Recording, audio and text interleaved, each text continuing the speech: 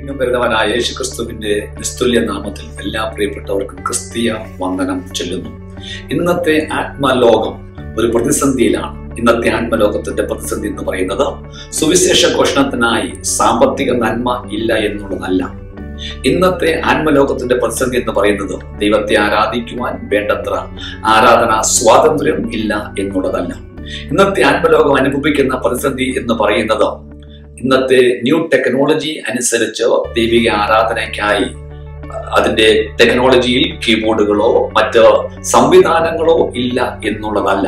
അതിനേക്കാളൊക്കെ ഉപരിയായി ഇന്നത്തെ ആത്മലോകം അനുഭവിക്കുന്ന ഏറ്റവും വലിയ പ്രതിസന്ധി എന്ന് പറയുന്നത് ഞാൻ ആരുടെ ഉപദേശത്തിലാണ് വിശ്വസിക്കേണ്ടത്, ആരാണ് ശരി, ആരുടെ ഉപദേശമാണ് തെറ്റ് എന്ന പ്രതിസന്ധിയിൽ കൂടി ഇന്നത്തെ ആത്മലോകം മുൻപോട്ട് നീങ്ങിക്കൊണ്ടിരിക്കുമ്പോൾ ഇന്നത്തെ തലമുറ അനുഭവിക്കുന്ന, ഇന്നത്തെ തലമുറയുടെ നാവിൽ നിന്ന് ഉയരുന്ന ഏറ്റവും വലിയ രണ്ട് ചോദ്യങ്ങൾക്ക് മറുപടി കണ്ടെത്തുക എന്നുള്ളതാണ് ഇന്നത്തെ തിരുവചന ശുശ്രൂഷയിൽ കൂടി ആഗ്രഹിക്കുന്നത്. അനുവദിക്കപ്പെട്ടിരിക്കുന്ന അല്പസമയത്തിനുള്ളിൽ ദൈവവചനത്തിന്റെ ആധികാരികതയിൽ നിന്നുകൊണ്ടും ആ രണ്ട് ചോദ്യങ്ങൾക്ക് മറുപടി കണ്ടെത്തുവാൻ ശ്രമിക്കുന്നു. ആധാരമായി ന്യായാധിപന്മാരുടെ പുസ്തകം 6-ാം അധ്യായം അതിന്റെ പരതുമുള്ള വാക്യങ്ങൾ നാം വായിക്കുമ്പോൾ, അനന്തരം യഹോവയുടെ ഒരു ദൂതൻ വന്ന് ഒഫ്രയിൽ അബീയസ്യനായ യോവാശിന്റെ കരുവേലകത്തിന് കീഴിയിരുന്നു. അവന്റെ മകനായ ഗിദെയോൻ ഗോതമ്പ് മിദ്യാന്യരുടെ കയ്യിൽ പെടാതിരിക്കേണ്ടതിന് മുന്തിരിച്ചക്കിനരികെ വെച്ച് മെതിക്കുകയായിരുന്നു.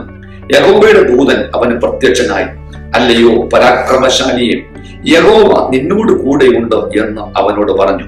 ഗിദെയോൻ അവനോട്, അയ്യോ യജമാനനെ, യഹോവ നമ്മോട് കൂടെ ഉണ്ടെങ്കിൽ നമുക്കിതൊക്കെ ഭവിക്കുന്നത് എന്തോ? യഹോവ നമ്മെ മിസ്രയീമിൽ നിന്ന് കൊണ്ടുവന്നു എന്ന് നമ്മുടെ പിതാക്കന്മാർ നമ്മോട് അറിയിച്ചിട്ടുള്ള അവന്റെ അത്ഭുതങ്ങൾ ഒക്കെയും എവിടെ? ഇപ്പോൾ യഹോവ നമ്മെ ഉപേക്ഷിച്ചു മിദ്യാന്യരുടെ കയ്യിൽ ഏൽപ്പിച്ചിരിക്കുന്നുവല്ലോ എന്ന് പറഞ്ഞു. ഇവിടെ ഈ കാലഘട്ടത്തിന്റെ പ്രതിനിധിയായി പരിശുദ്ധാത്മ വെളിപ്പെടുത്തുന്ന ഒരു വ്യക്തിത്വമാണ് ഗിദെയോൻ എന്ന് പറയുന്നത്. ഗിദെയോന്റെ അടുക്കൽ ദൂതൻ ഇറങ്ങി യഹോവ നിന്നോട് കൂടെ ഉണ്ട് എന്ന ഒരു ശബ്ദം മാത്രം പറഞ്ഞപ്പോൾ ഗിദെയോൻ ചോദിക്കുന്ന രണ്ട് ചോദ്യങ്ങൾ, ഒന്ന്, യഹോവ നമ്മോട് കൂടെ ഉണ്ട് എങ്കിൽ എന്ന് പറഞ്ഞാൽ അതിന്റെ അർത്ഥം യഹോവ കൂടെ ഉണ്ടെന്ന് പോലും വിശ്വസിക്കുവാൻ കഴിയാത്ത പ്രതിസന്ധിയിലായിരിക്കുന്ന ദൈവജനത്തെ പ്രതിദാനം ചെയ്യുന്ന ഗിദെയോൻ എന്ന് പറയുന്ന വ്യക്തിത്വം. ഇത് വ്യക്തമായിട്ട് അറിയണമെന്നുണ്ടെങ്കിൽ ഈ തലമുറ ഏതാണ് എന്ന് മനസ്സിലാക്കണം. ഈ തലമുറയെ മനസ്സിലാക്കണമെങ്കിൽ ന്യായാധിപന്മാരുടെ പുസ്തകം 2-ാം അധ്യായം അതിന്റെ 10-ാമത്തെ വാക്യത്തിലേക്ക് നാം ശ്രദ്ധിക്കുമ്പോൾ അവിടെ ഇപ്രകാരം എഴുതിയിരിക്കുന്നു, പിന്നെ ആ തലമുറ ഒക്കെയും തങ്ങളുടെ പിതാക്കന്മാരോട് ചേർന്നു. അവരുടെ ശേഷം യഹോവയെയും അവൻ ഇസ്രായേലിന് വേണ്ടി ചെയ്തിട്ടുള്ള പ്രവർത്തികളെയും അറിയാത്ത വേറൊരു തലമുറയുണ്ടായി. അടുത്ത ഒരു തലമുറ അവിടെ എഴുന്നേറ്റും. ഏതാണ് ഈ തലമുറ? അല്ലെങ്കിൽ ആദ്യമേ പറഞ്ഞിരിക്കുന്ന തലമുറ ഏതാണ്? ആ തലമുറയ്ക്ക് പിതാക്കന്മാരോട് ചേർന്നു, തങ്ങളുടെ പിതാക്കന്മാരോട് ചേർന്നു എന്ന് പറഞ്ഞ തലമുറയ്ക്ക് ശേഷം എഴുന്നേറ്റ 3-ാം തലമുറ അതല്ല എന്നുണ്ട് എങ്കിൽ മിസ്രയീമിന്റെ അടിമത്തത്തിൽ നിന്നും മോശയുടെ നേതൃത്വത്തിൽ ഇറങ്ങി പുറപ്പെട്ട 6 ലക്ഷം കാലാളികൾ അവിശ്വാസം നിമിത്തവും മത്സരം നിമിത്തവും യഹോവയിൽ ആശ്രയം കുറഞ്ഞു പോയതുകൊണ്ടും യഹോവയെ സംശയിച്ചതുകൊണ്ടും 5,99,998 പേരും മരുഭൂമിയിൽ പട്ടുപോയി. വാഗ്ദത്ത ദേശത്ത് പ്രവേശിച്ചില്ല. അവശേഷിച്ച എണ്ണപ്പെട്ടവരിൽ 2 പേരായിരുന്നു, കാലേബും യോശുവയും. എന്നാൽ മരുഭൂമിയിൽ പറന്നു വീണവരും മിസ്രയീമിന്റെ അടിമത്തത്തിൽ നിന്ന് പുറപ്പെട്ടപ്പോൾ എണ്ണത്തിൽ പെടാത്തവരുമായ അടുത്ത ഒരു തലമുറ യോശുവയുടെ നേതൃത്വത്തിൽ എഴുന്നേറ്റു. വാഗ്ദത്ത ദേശമായ കനാനിലേക്ക് പ്രവേശിച്ചു. ദൈവം അവരോട് വാഗ്ദത്തം ചെയ്തതുപോലെ തന്നെ പാലും തേനും ഒഴുകുന്ന പട്ടണത്തിൽ അവർ ചെന്ന് പാർത്തു. ആ ദേശം അവർ കൈവശമാക്കി. ചുറ്റുമുള്ള സകല ശത്രുക്കളെയും യഹോവ അവർക്ക് വേണ്ടി പരാജയപ്പെടുത്തി യഹോവ അവർക്ക് വിജയം കൊടുത്തു. അങ്ങനെ ഇരിക്കെ ആ തലമുറ, അല്ലെങ്കിൽ ദൈവത്തിന്റെ അത്ഭുതത്തിന്റെ പ്രവൃത്തികൾ കണ്ട തലമുറ, ദൈവം തങ്ങളോട് കൂടെ ഉണ്ട് എന്ന അനുഭവത്തിൽ മനസ്സിലാക്കിയ തലമുറ, യഹോവയുടെ വലങ്കൈ വീര്യം പ്രവർത്തിക്കുന്നത് സ്വന്തം കണ്ണുകൾ കൊണ്ട് കണ്ട തലമുറ, ആ തലമുറയും തങ്ങളുടെ പിതാക്കന്മാരുടെ കൂടെ ചേർന്നു ഇപ്പോൾ ഇവിടെ വചനം പറയുന്നു, യഹോവയെ അറിയാത്ത വേറൊരു തലമുറ അവിടെ എഴുന്നേറ്റും. ഇതല്ലേ ഇന്നത്തെ ആത്മലോകത്തിന്റെയും സ്ഥിതി? അനുഭവമില്ലാത്ത വെറും കേട്ടറിവ് മാത്രമല്ല ഒരു തലമുറയല്ലേ ഇന്നത്തെ ഈ തലമുറയും എന്ന് നാം ഒന്ന് ചിന്തിച്ചു പോകേണ്ടതാണ്. ക്രിസ്തീയ ജീവിതം എന്ന് പറയുന്നത് അനുകരണമല്ല, ക്രിസ്തീയ ജീവിതം എന്ന് പറയുന്നത് അനുഭവമാണ്. അനുഭവിച്ചറിഞ്ഞവന് മാത്രമേ യഹോവ നല്ലവൻ എന്ന് പറയുവാൻ കഴിയുകയുള്ളൂ. പ്രതിസന്ധികളുടെയും പ്രശ്നങ്ങളുടെയും നടുവിൽ ഇന്നലെ എന്നെ വിടിവിച്ചവനായ ദൈവം ഇന്നും വിടിവിക്കുവാൻ ശക്തനാണ് എന്ന് ഉറച്ചു പറയണമെന്നുണ്ടെങ്കിൽ ജീവിതത്തിനകത്ത് അനുഭവം വേണം. ഇവിടെ നാം വായിക്കുമ്പോൾ മനസ്സിലാക്കും, ഗിദെയോന്റെ രണ്ട് പ്രസക്തമായ ചോദ്യത്തിൽ ഒന്ന്, യഹോവ നമ്മോട് കൂടെ ഉണ്ട് എങ്കിൽ അതിന്റെ അർത്ഥം യഹോവ കൂടെ ഇല്ല എന്നല്ലേ ഗിദെയോൻ പ്രസ്താവിക്കുന്നത്. ഇമ്മാനുവേൽ, ദൈവം നമ്മോട് കൂടെയുണ്ട് എന്ന് പ്രവാചകൻ അരുളി ചെയ്ത യേശു കർത്താവ് നമ്മുടെ പാപങ്ങളിൽ നിന്ന് നമ്മളെ വിടുവിച്ചവൻ, നമ്മളെ രക്ഷിച്ചവൻ, നമ്മുടെ പാപങ്ങളെ കണക്കിടാതെ വണ്ണം തന്റെ സ്വന്തം മകന്റെ രക്തത്താൽ നമ്മെ വീണ്ടെടുത്തവനായ യഹോവയായ ദൈവം, അവൻ ആദ്യനും അന്ത്യനും അൽഫയും ഒമേഗയുമാണ്. ലോകത്തിന്റെ അവസാനത്തോടെ നിങ്ങളോട് കൂടെ ഉണ്ട് എന്ന് അരുളി ചെയ്തവൻ, പെറ്റതള്ള തന്റെ കുഞ്ഞിനെ മറന്നാലും ഞാൻ നിന്നെ മറക്കുകയില്ല എന്ന് വാഗ്ദത്തം ചെയ്തവൻ, ഞാൻ നിന്നെ ഉപേക്ഷിക്കുകയുമില്ല, ഞാൻ നിന്നെ ഒരു നാളും കൈവിടുകയുമില്ല, ഞാൻ നിന്നോട് കൂടെയുണ്ട് എന്ന് അരുളി ചെയ്തവനായ ദൈവം, ആ ദൈവം കൂടെ ഉണ്ടെന്ന് പോലും വിശ്വസിക്കുവാൻ കഴിയാത്ത രീതിയിൽ പ്രതിസന്ധികളുടെയും പ്രശ്നങ്ങളുടെയും നടുവിൽ അയ്യോ യഹോവ എവിടെ എന്ന് ചോദിച്ചു പോകുന്ന ഇന്നത്തെ തലമുറയെ പ്രതിദാനം ചെയ്യുന്ന ഒരു വ്യക്തിത്വമല്ലേ ഗിദെയോൻ? ഇന്നത്തെ തലമുറയുടെ ചോദ്യവും ഇത് തന്നെയല്ലേ? ദൈവത്തിന്റെ പൈതലേ, പ്രതിസന്ധികളുടെയും പ്രശ്നങ്ങളുടെയും നടുവിൽ യഹോവ നിന്നെ ഉപേക്ഷിച്ചൊരിക്കലും പോവുകയില്ല. കഷ്ടകാലത്ത് എന്നെ വിളിച്ചപേക്ഷിക്കുക, ഞാൻ നിന്നോട് കൂടെയിരിക്കും, ഞാൻ നിന്നെ വിടുവിക്കും എന്ന് പറഞ്ഞവനായ ദൈവം ഏത് കഷ്ടതയുടെയും ഏത് പ്രതിസന്ധികളുടെയും നടുവിൽ നിന്നെ വിടുവിക്കുവാൻ ഇന്നും കഴിവുള്ളവനാണെന്ന് നീ ഉറച്ചു വിശ്വസിക്കും. യഹോവയുടെ കൈ കുറുതായി പോയിട്ടില്ല, അവന്റെ ചെവി മന്ദമായി പോയിട്ടുമില്ല. അവൻ ഇന്നും സർവശക്തനായ ദൈവം, അവൻ ഇന്നും ജീവിക്കുന്ന ദൈവം. ഒന്ന് അത്. രണ്ടാമത്തെ ചോദ്യമാണ് ഗിദെയോൻ ചോദിച്ചതോ, നമ്മുടെ പിതാക്കന്മാർ നമ്മോട് അറിയിച്ചിട്ടുള്ള അവന്റെ അത്ഭുതങ്ങൾ ഒക്കെയും എവിടെ? ഇന്നത്തെ ആത്മലോകത്തിൽ നാം ശ്രദ്ധിക്കുമ്പോൾ അത്ഭുതങ്ങളില്ല, ഇങ്ങനെയൊന്നും നടക്കുന്നില്ല, രോഗസൗഖ്യമില്ല.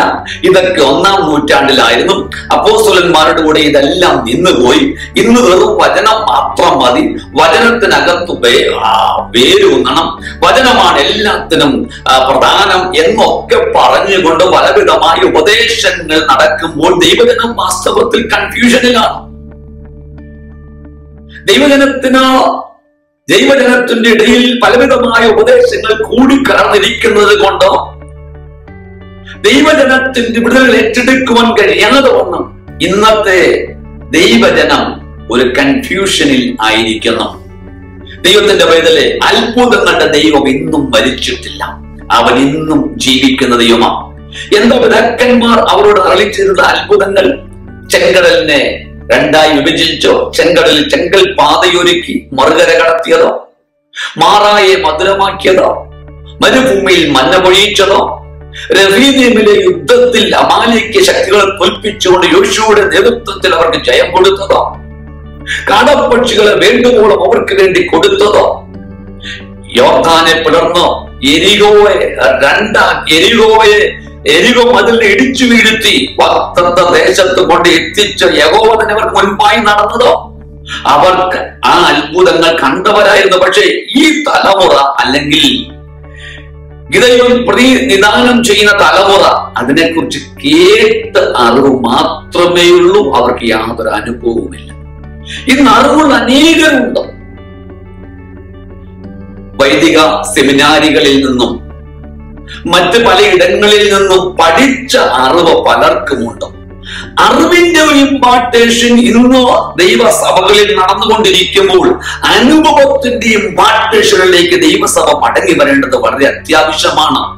ഞാൻ പെന്തക്കോസ് കുടുംബത്തിൽ ജനിച്ചു വളർന്നപ്പെട്ടവനല്ല. എനിക്ക് പാരമ്പര്യം പറയുവാൻ ഒന്നും തന്നെയില്ല.